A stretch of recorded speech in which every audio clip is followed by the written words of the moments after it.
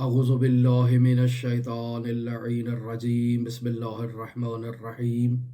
अल्हम्दुलिल्लाहि रब्बिल आलमीन अस्सलातु वस्सलामु अला अशरफिल अंबियाइ वल मुरसलीन व अला आलिहि तय्यबीन ताहिरीन अल मअसूमीन अल्लज़ीना अज़हबल्लाहु अन्हुम अर्रिज्सा व तहहरहुम तत्हीरा अल्लाहुम्मा सल्लि अला मुहम्मद व आलि मुहम्मद व अज्जिल फरज क़ाइम आलि मुहम्मद। अज़ीज़ान मोहतरम, किताब वसाइल शिया अब्वाब जहाद बिन नफ्स और इस किताब में दूसरे बाब से हमारी आपके साथ गुफ्तगू जारी है। मरहूम आयतुल्लाह बहजत फरमाया करते थे कि हर रोज़ किताब वसाइल शिया अब्वाब जहाद बिन नफ्स से एक हदीस की तिलावत की जाए, उसे अपने वजूद पर जारी किया जाए। एक साल के बाद आप मुशाहिदा करेंगे कि आपके वजूद में नुमायाँ तब्दीली हुई है। हमने इस किताब का आगाज़ किया और दूसरे बाब की पहली हदीस,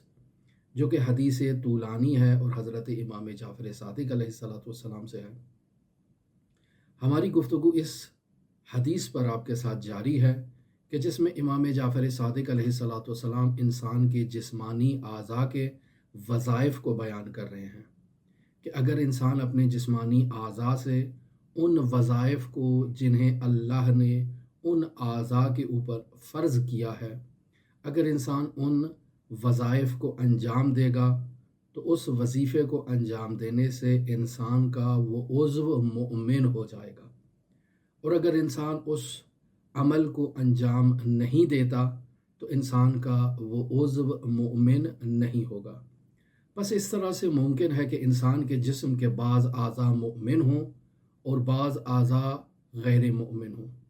इंसान की ये ज़िम्मेदारी है कि वो अपने तमाम जिस्मानी आज़ा को दायरे ईमान में लेकर आए, और जब इंसान तमाम आज़ा से ईमानी नसीब को कंप्लीट कर लेगा तो फिर इस इंसान को मुमिन कामिल कहा जा सकता है कि ये इंसान ईमान कामिल के मरहले पर फाइज है। लिहाजा आज हम आपकी खिदमत में इंसान के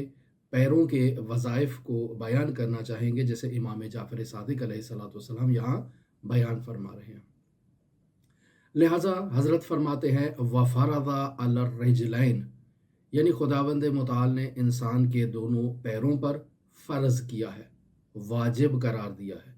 क्या फ़र्ज़ किया है? अल्ला यमशा बिहिमा इला शैइन मिन मआसी अल्लाह, कि इंसान अपने दोनों पैरों से किसी ऐसी चीज़ की तरफ कदम न बढ़ाए कि जिस चीज़ की तरफ कदम बढ़ाना अल्लाह की मासियत शुमार होता हो, जिसकी तरफ कदम बढ़ाना अल्लाह ने मना किया हो, जिसकी तरफ कदम बढ़ाना अल्लाह ने गुनाह शुमार किया हो। शरीयत मुक़द्दसा मुतहरा इस्लामिया की तालीमात को पढ़ना, उन्हें जानना, ये हमारे लिए ज़रूरी है। हमें मालूम होना चाहिए कि हमारे पैरों पर किस चीज़ को खुदा ने हराम करार दिया है, किस जगह जाने से अल्लाह ने हमें मना फरमाया है और किस जगह जाने का अल्लाह ने हमें हुक्म दिया है। इंसान को इस बात का इल्म होना चाहिए और आलिमन इंसान को उस जगह की तरफ जाने के लिए कदम बढ़ाना चाहिए जिस जगह जाने के लिए अल्लाह ने इंसान को हुक्म दिया है। लिहाजा हज़रत इमाम सादिक़ अलैहिस्सलाम फरमाते हैं वफ़रज़ा अलर रिजलैन, यानी खुदावंद मुताल ने इंसान के दोनों पैरों पर यह फ़र्ज़ किया है कि अन ला यमशा बिहिमा, के इंसान इन दोनों पैरों से कदम न बढ़ाए इला शैइन, एक ऐसी शै की तरफ मिन मासी अल्लाह, कि जो शै अल्लाह की मासियत है, यानी जिसकी तरफ कदम बढ़ाना अल्लाह ने मना फरमाया है। बस बरअक्स इसके वफ़रज़ा अलैहिमा, अल्लाह ने फ़र्ज़ किया है इन दोनों टांगों पर अलमशिया इला मा यरज़ल्लाह अज़्ज़ा वजल, कि इंसान अपने दोनों पैरों से उस जगह की तरफ कदम बढ़ाए कि जिस जगह जाने के लिए अल्लाह इंसान से राज़ी है। लिहाजा इमाम जाफ़र सादिक़ अलैहिस्सलाम यहाँ कुरान मजीद में सूरह असरा की आयत नंबर 37 का सहारा ले रहे हैं, और यहाँ दर वाक़ई इस आयत में खुदावंद मुताल ने मग़रूर अफराद को खिताब करार दिया है। وہ افراد کہ جو زمین پر تکبر کے ساتھ چلتے ہیں، جو اس تکبر کے ذریعے زمین پر چل کر اپنے غرور کا اظہار کرتے ہیں، اپنی بڑائی کا اظہار کرتے ہیں، تو خداوند متعال ایسے افراد کو منع فرما رہا ہے کہ زمین پر چلتے وقت تکبر کا اظہار مت کرو۔ یہ زمین اللہ کی زمین ہے، تم اللہ کے بندے ہو۔ اللہ کا بندہ جب اللہ کی زمین پر چلے تو اسے متواضعانہ انداز میں زمین پر چلنا چاہیے۔ انسان اگر افراط سے کام لیتا ہے چلتے وقت تو یہ اکڑ کے چلنا ہے، اگر انسان تفریط سے کام لے تو حقیرانہ انداز میں چلے، اور انسان کو خداوند متعال نے اعتدال کا حکم دیا ہے، میانہ روی کا حکم دیا ہے۔ اعتدال اور میانہ روی کا مطلب یہ ہے کہ انسان زمین پر باوقار انداز میں چلے، یعنی انسان زمین پر نہایت ہی ادب و احترام کے ساتھ چلے، اور جب انسان کسی سے گفتگو کرتا ہے تو نہایت ہی دھیمے لہجے میں، نہایت ہی بااعتماد شخصیت کے عنوان سے انسان گفتگو کرے، آداب اسلامی کی رعایت کرے، گفتگو کے آغاز میں سلام علیکم کہے۔ یہ وہ آداب ہیں کہ جو آداب اسلامی ہیں۔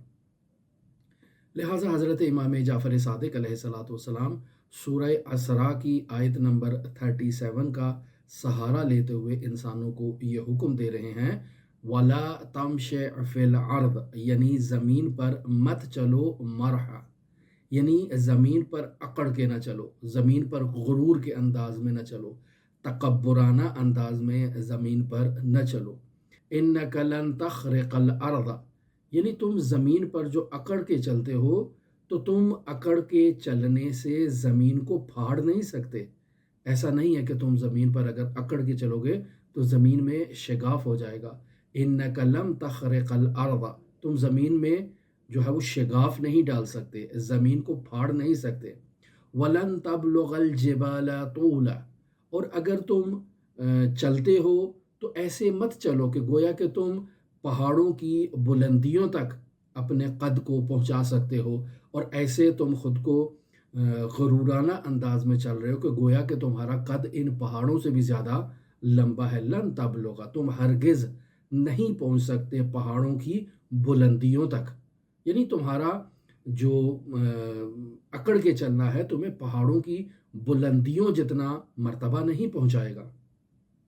تمہارے قد کو پہاڑوں جتنا بلند نہیں کر دے گا۔ تمہارا جو قد ہے تم اسی مقدار تک ہی چل سکتے ہو، اسی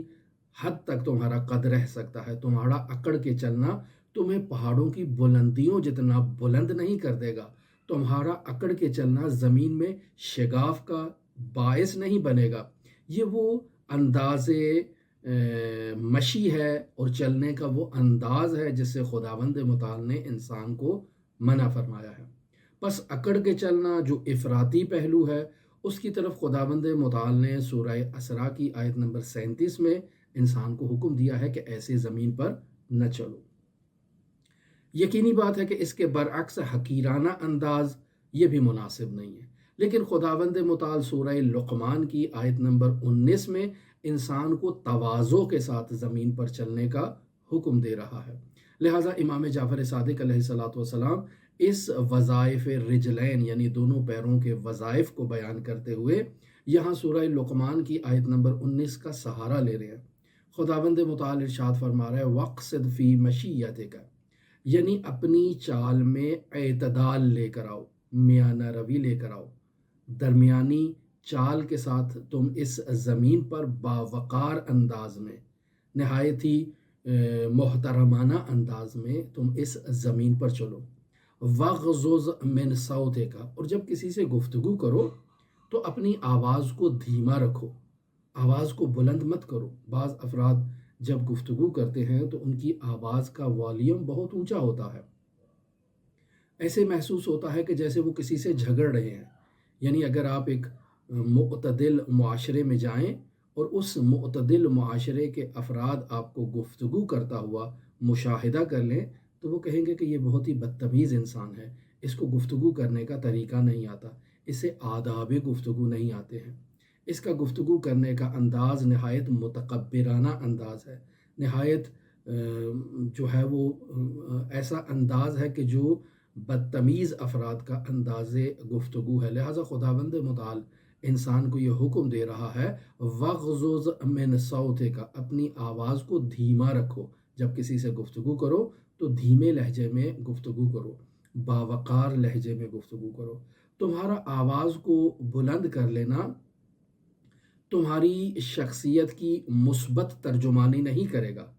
لہٰذا خداوند متعال بلند آواز کی تشبیہ فرما رہا ہے، ان انکر الاصوات لصوت الحمیر۔ آپ نے نہیں دیکھا معاشرے میں جب گدھا بولتا ہے اور چلاتا ہے تو کیسے بلند آواز میں وہ اپنی آواز کو پھیلاتا ہے، اور کیسے اس کی آواز نہایت ہی جو ہے وہ مکروہ قسم کی آواز ہوتی ہے۔ لہٰذا خداوند متعال فرمانا چاہ رہا ہے کہ دیکھو، اگر تم بلند آواز میں گفتگو کرو گے تو تمہاری آواز گویا کہ ایک گدھے کی آواز کی طرح ہے، اور گدھے کی آواز نہایت ہی جو ہے وہ مکروہ آواز ہے، ان انکر الصوت، کہ نہایت ہی غیر مناسب قسم کی جو آواز ہے وہ گدھے کی آواز ہے، لصوت الحمیر، یعنی گدھے کی آواز ہے۔ بس اگر تم بلند آواز میں گفتگو کرو گے تو گویا کہ تمہاری آواز گدھے کی آواز سے مشابہت رکھتی ہے، تو تمہیں یہ چاہیے کہ تم اپنی گفتگو میں، اپنے کلام میں اپنی آواز کو دھیما رکھو اور اپنی چال میں اعتدال لے کر آؤ، باوقار انداز میں تم چلو اس زمین پر۔ لہٰذا یہاں حضرت امام جعفر صادق علیہ الصلوۃ والسلام سورہ یاسین کی آیت نمبر 65 کو بھی کوٹ کر رہے ہیں اور اس کا بھی ذکر کر رہے ہیں۔ اس آیت نمبر 65 میں گویا کہ خداوند متعال دونوں ہاتھوں اور دونوں پیروں سے متعلق بیان کر رہا ہے کہ اگر یہ دونوں ہاتھ اور یہ دونوں پیر اللہ کی نافرمانی کرتے ہیں اور اللہ کے فرمان کے مطابق یہ اس دنیا میں رفتار نہیں کرتے، یعنی انسان دونوں پیروں سے اکڑ کے چلتا ہے اور دونوں پیروں کو ایسی جگہ پر جانے میں ان پیروں سے مدد لیتا ہے کہ جس جگہ جانے سے اللہ نے انسان کو منع کیا ہے، تو در واقع انسان نے اپنے ان دونوں پیروں سے اپنے نفس کے اوپر ظلم کیا ہے۔ انسان نے ان دونوں پیروں سے نفس پر واجب، جو اللہ کی طرف سے واجب امر تھا، اس کو ضائع کر دیا ہے۔ اللہ کے فریضے کو اور وظیفے کو اس پیر نے اور اس ہاتھ نے ضائع کر دیا ہے۔ یا اگر ہاتھ سے انسان کسی ایسی چیز کو تھامتا ہے کہ جس چیز کو تھامنا اللہ نے انسان کے لیے جو ہے وہ حرام قرار دیا ہے، تو امام جعفر صادق علیہ الصلوۃ والسلام قیامت کے دن ان دونوں ہاتھوں اور دونوں پیروں کی گواہی کو انسان کے نفس کے خلاف جو ہے وہ بیان کر رہے ہیں، جو سورہ یاسین کی آیت نمبر 65 میں خداوند متعال نے بیان فرمایا ہے۔ لہٰذا امام صادق فرماتے ہیں، قال فیما شاہدت بہ الایدی والارجل علی انفسہما، یعنی امام صادق فرما رہے ہیں کہ خداوند متعال نے قرآن مجید میں سورہ یاسین کی آیت نمبر 65 میں اس گواہی کو بیان کیا ہے کہ جو گواہی ہے ان دونوں ہاتھوں سے متعلق اور دونوں پیروں سے متعلق، اور یہ دونوں ہاتھ اور دونوں پیر گواہی دے رہے ہیں علی انفسہما، اپنے خود اپنے وجود کے اوپر، اپنی وجود کی اس خلاف ورزی کے اوپر کہ ہاتھوں نے اور پیروں نے جو غلط کام کیا، اس غلط کام کی گواہی دے رہے ہیں کہ ہم نے اس ہاتھ سے، اس پیر سے وہ غلط کام انجام دیا۔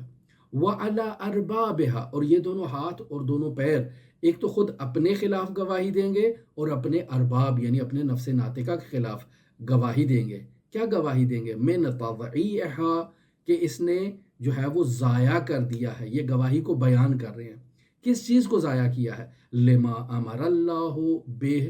اس چیز کو ضائع کیا ہے کہ جس چیز کا اللہ نے انسان کو حکم دیا تھا۔ اللہ نے انسان کو حکم دیا تھا کہ اپنے پیروں سے تم نے فلاں جگہ نہیں جانا، اپنے ہاتھوں سے فلاں چیز کو مس نہیں کرنا، ٹچ نہیں کرنا، تھامنا نہیں ہے۔ تو یہ گواہی دے گا کہ ہم نے اس کام کو انجام دیا کہ جس کام کو اللہ نے انجام دینے سے ہمیں منع کیا تھا، یا اس کام کو ترک کر دیا کہ جس کام کو ترک کرنے سے اللہ نے ہمیں منع نہیں کیا بلکہ کہا ہے کہ اس کو انجام دو۔ لہٰذا من تضعیعہا، کہ اس نے ضائع کر دیا اس نفس ناطقہ نے، لما امر اللہ ہو، بے جس چیز کا اللہ نے اسے حکم دیا تھا، و فرضہ، اور اللہ نے اس چیز کو فرض قرار دیا تھا، علیہ، اس نفس ناطقہ پر، اور اس نفس ناطقہ نے اس کو انجام نہیں دیا۔ لہٰذا قیامت کے دن یہ گواہی دیں گے کہ الیوم نختم علی افواہہم، کہ ہم آج قیامت کے دن ان کے منہ پر مہر لگا دیں گے۔ یہ اپنے منہ سے گفتگو نہیں کریں گے، اپنے منہ سے تکلم نہیں کریں گے۔ وَنُكَلِّمُنَا أَيْدِيهِمْ، ہم گفتگو کریں گے ان کے ہاتھوں سے۔ اب ان کے دونوں ہاتھ جو ہیں وہ ہمارے ساتھ گفتگو کر رہے ہیں۔ وَتَشْهَدُ أَرْجُلُهُمْ، اور دونوں پیر ان کے گواہی دے رہے ہیں، خود اپنے نفس کے خلاف گواہی دے رہے ہیں اور خود اپنے نفس ناطقہ کے خلاف گواہی دے رہے ہیں، بما کانوا یکسبون، کہ جو کچھ بھی وہ اس دنیا میں ان ہاتھوں سے اور ان پیروں سے انجام دیتے رہے ہیں، خدا نے ان کے منہ پر تو مہر لگا دی ہے، لیکن اب ان کے دونوں ہاتھ اور دونوں پیر جو ہیں وہ ان کے خلاف اور اپنے نفس کے خلاف گواہی دیں گے۔ فہذا ایضا مما فرض اللہ علی الیدین وعلی الرجلین وہو عملہما، یہ وہی چیز ہے کہ جو اللہ تبارک و تعالیٰ نے فرض قرار دی ہے انسان کے دونوں ہاتھوں پر، اور اللہ نے فرض قرار دی ہے دونوں پیروں کے اوپر، وہو عملہما، اور یہی ان دونوں ہاتھوں اور دونوں پیروں کا ایمانی نصیب ہے، ایمانی عمل ہے، کہ جو اگر اس ایمانی نصیب اور ایمانی عمل کو انجام دیں گے تو یہ دونوں ہاتھ مؤمن کہلائیں گے اور یہ دونوں پیر مؤمن کہلائیں گے، وَهُوَ مِنَ الْإِيمَان، اور یہ ان کا ایمانی نصیب ہے۔ لہٰذا ہماری دعا ہے کہ خداوند متعال ہمیں یہ توفیق عطا فرمائے کہ ہم اپنے دونوں ہاتھوں سے اور اپنے دونوں پیروں سے ایمانی نصیب کو اور ایمانی وظیفے کو انجام دیتے ہوئے اپنے ہاتھوں کو مؤمن قرار دیں اور اپنے پیروں کو مؤمن بنا کر ایمان کامل کا مجسمہ بن جائیں۔ اور اس غرض کے لیے یقینی بات ہے کہ انسان کو توسل کی ضرورت ہے،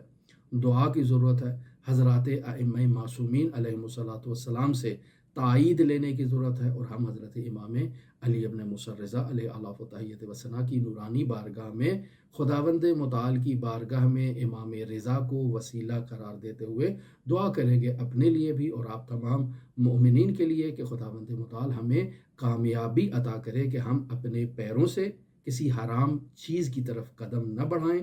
اور اپنے ہاتھوں سے کسی حرام فعل کو انجام نہ دیں۔ خداوند متعال آپ سب کا اور ہمارا پشتیبان رہے، ہمارا حامی و ناصر رہے۔ اللہم صلی علی محمد و آل محمد وعجل فرج قوائم آل محمد۔